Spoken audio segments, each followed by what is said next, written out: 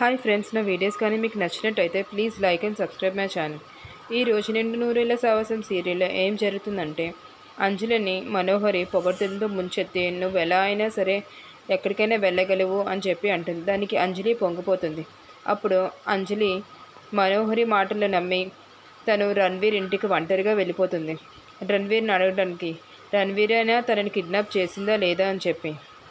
అప్పుడు రణ్వీర్ వాళ్ళ ఇంటికి అంజలి ఒంటరిగా వెళ్ళిపోతూ ఉంటుంది.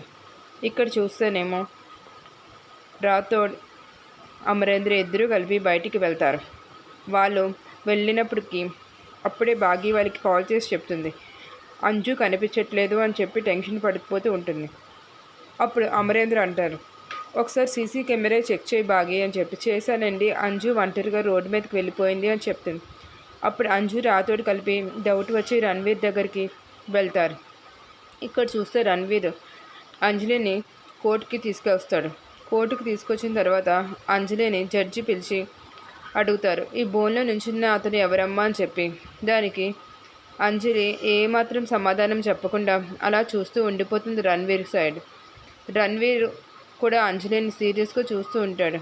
ఈ పిల్ల ఏంటి నోరిప్పి చెప్పడం లేదు అని చెప్పి. ఇక్కడ చూస్తే అమరేంద్ర, రాథోడ్ ఇద్దరు కలిపి అంజలిని వెతుక్కుంటూ బయలుదేరుతారు.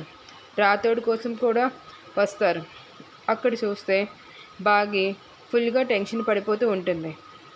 అంజు ఏమైంది అని చెప్పి, అలా ఎలా చెప్పకుండా వెళ్ళిపోతుంది అని చెప్పి. మనోహరి మాత్రం చాలా సంతోషిస్తుంది. తన ప్లాన్ వర్కౌట్ అయినందుకు, రణ్వీర్ అంజలిని తీసుకెళ్ళిపోయినందుకును.